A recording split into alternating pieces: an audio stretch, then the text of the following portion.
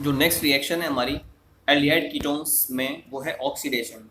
Oxidation में करते क्या हैं, जब भी आप कोई एल्डिहाइड लेते हैं और उसको कराते हैं ट्रीट किसी कॉमन ऑक्सीडाइजिंग एजेंट के साथ। कॉमन ऑक्सीडाइजिंग एजेंट या तो एल्कलाइन केमिनोफोर होगा या एसिडिक पोटेशियम डाइक्रोमेट होगा या डाइल्यूट HNO3 होगा। इनमें से किसी भी ऑक्सीडाइजिंग एजेंट की प्रेजेंस में जब हम एल्डिहाइड का ऑक्सीडेशन करवाएंगे तो aldehyde tends to convert into carboxylic acid. जैसे आपने यहाँ पर एल्डिहाइड लिया, इसका कराया ऑक्सीडेशन एल्कलाइन केमिनोफोर के साथ, तो हमेशा इसमें जो CHO ग्रुप है ना वो कन्वर्ट हो जाता है COOH ग्रुप में। This is the way in which aldehyde can be converted into carboxylic acid. अगर मैं R की जगह पर CH3 लूं तो यहाँ पर भी R की जगह पर CH3 मिल जाएगा। मतलब जब भी हम एसिटल्डिहाइड का ऑक्सीडेशन करते हैं it tends to convert into acetic acid, ये एसिटिक एसिड में कन्वर्ट हो जाता है। ठीक है, तो ये मैंने इसके बारे में डिस्कस किया। अब अगर हम कीटोन का ऑक्सीडेशन कराएंगे तो कीटोन का ऑक्सीडेशन नॉर्मल कंडीशन में नहीं होता है। The oxidation of ketone takes place in vigorous condition on heating. Vigorous condition में होगा, हीट करने पर होगा, in presence of strong oxidising agent. Strong oxidising agent में या तो हम लोग एसिडिक पोटेशियम डाइक्रोमेट को यूज करते हैं या कंसंट्रेटेड नाइट्रिक एसिड को यूज करते हैं। तो जब भी कीटोन का ऑक्सीडेशन होगा तो कीटो ग्रुप में जो भी आपके कीटोन्स होते हैं उनमें जो CO ग्रुप होता है, कार्बोनिल ग्रुप के कार्बन और एल्काइल ग्रुप के कार्बन के बीच में बॉन्ड टूटता है। ठीक है, and then it result into the formation of carboxylic acid.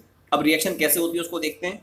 आपने ये कीटोन लिया CH3 COCH2 CH3, जब ऑक्सीडेशन होगा in presence of acidic potassium dichromate या concentrated nitric acid on heating तो क्या होगा, देखो यहाँ पर जो कार्बोनिल ग्रुप का कार्बन है उसके बीच में और एल्काइल ग्रुप के कार्बन के बीच में बॉन्ड टूटता है। तो जब ये बॉन्ड टूटा तो इसके इधर कितने कार्बन है, 2 कार्बन, एक मिलेगा 2 carbon containing acid acetic acid. इधर कितने कार्बन है, यहाँ पर भी आपके 2 कार्बन हैं, तो यहाँ पर भी हमें 2 कार्बन कंटेनिंग एसिड मिलेगा, यहाँ भी 2 कार्बन कंटेनिंग एसिड मिलेगा। लेकिन कार्बोनिल ग्रुप का ये जो कार्बन है ना इससे जो एल्काइल ग्रुप अटैच है, एक ये वाला एल्काइल ग्रुप भी अटैच है, this group is also alkyl group. तो ये वाला बॉन्ड भी टूटेगा। जब ये बॉन्ड टूटेगा तो अब इसके इस साइड में कितने कार्बन है, एक कार्बन, एक मिलेगा 1 carbon containing acid called formic acid, और इसके इधर कितने कार्बन है, 1 2 3, तो 3 carbon containing acid you will get propionic acid. तो आपने देखा जब भी आप इस कीटोन का ऑक्सीडेशन करवाएंगे we will get the mixture of 3 acids. Acetic acid कब बना, जब ये वाला बॉन्ड टूटा, तो यहाँ भी 2 कार्बन है, यहाँ भी 2 कार्बन है, we will get 2 molecules of acetic acid. जब ये बॉन्ड टूटा एक तो मिला 3 carbon containing acid called propionic acid, एक मिला 1 carbon containing acid called formic acid. जो फॉर्मिक एसिड है वो हाईली अनस्टेबल होता है, स्ट्रॉन्ग ऑक्सीडाइजिंग एजेंट की प्रेजेंस में इसका हो जाएगा ऑक्सीडेशन और इसमें से निकल जाएगा एक तो CO2 कार्बन डाइऑक्साइड निकल गया, 2 हाइड्रोजन ऑक्सीजन से कंबाइन कर रहे हैं H2 बना रहे हैं। तो ये मैंने आपको इसके बारे में डिस्कस किया, हाउ एल्डिहाइड्स और ketones can be oxidised to form carboxylic acid. अब जो भी आपके एल्डिहाइड्स होते हैं उनका ऑक्सीडेशन होता है माइल्ड ऑक्सीडाइजिंग एजेंट की प्रेजेंस में। जो भी आपके माइल्ड ऑक्सीडाइजिंग एजेंट्स होते हैं जैसे टॉलिन रिजेंट हुआ या फैलिंग सॉल्यूशन हो गया, उसके द्वारा एल्डिहाइड्स का हो जाएगा oxidation. But ketones can not be oxidised by using these mild oxidising agents. अब ये ऑक्सीडाइजिंग एजेंट्स क्या होते हैं इनके बारे में हम लोग बात करेंगे। ठीक है, सबसे पहले हमें यहाँ पर बात करनी पड़ेगी इन पर्टिकुलर कंपाउंड्स के बारे में, इन ऑक्सीडाइजिंग एजेंट्स के बारे में, ये ऑक्सीडाइजिंग एजेंट्स हैं क्या और क्या होते हैं। ठीक है, सबसे पहले मैं बात करना चाहूंगा, पहला ऑक्सीडाइजिंग एजेंट है mild oxidising agent called as Tollens reagent. तो टॉलिन रिजेंट होता क्या है, सिल्वर नाइट्रेट यानी AgNO3 का जो अमोनिकल सॉल्यूशन होता है, अमोनिया में सिल्वर नाइट्रेट का जो सॉल्यूशन होगा उसी को बोलते हैं हम लोग टॉलिन रिजेंट।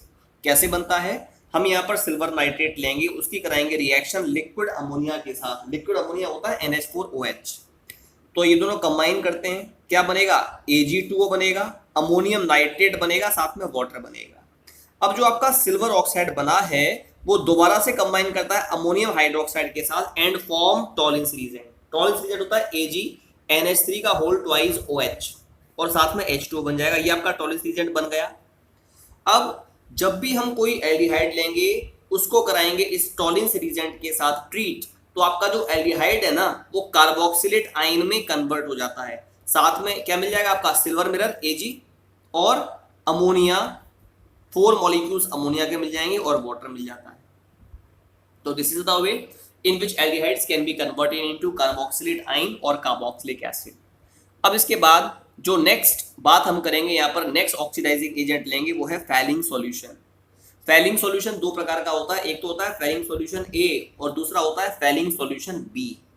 फैलिंग सॉल्यूशन ए क्या है? The aqueous solution of copper sulphate. Copper sulphate का जो एक्वस सॉल्यूशन होता है उसको कहते हैं फैलिंग सॉल्यूशन ए।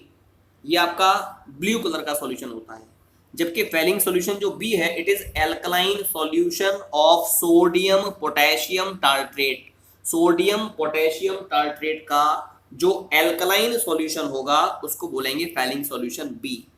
जब आप इन दोनों सॉल्यूशंस को, फैलिंग सॉल्यूशन ए को और फैलिंग सॉल्यूशन बी को इक्वल प्रोपोर्शन में मिक्स करते हैं, इसका भी 1 पार्ट इसका भी 1 पार्ट जब बनाएंगे, then it result into the formation of Fehling solution. तब फैलिंग सॉल्यूशन बन जाता है। अब आपने क्या किया? You are taking the aldehyde, you are doing its reaction with Fehling solution.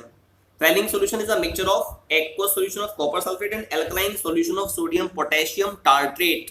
तो इस फैलिंग सॉल्यूशन में पाया जाने वाला कॉपर आयन और OH माइनस आयंस जो होता है वो एल्डिहाइड को कार्बोक्सिलेट आयन में कन्वर्ट कर देता है। साथ में क्या मिलेगा आपको? एक ब्राउन रेड ब्राउन प्रेसिपिटेट मिलता है कॉपर ऑक्साइड का, साथ में वाटर मिल जाता है। तो आपने देखा ये रिएक्शन है जिसके द्वारा हम टॉलिंस रिएजेंट और फैलिंग सॉल्यूशन को यूज करेंगे to convert aldehyde into carboxylate ion.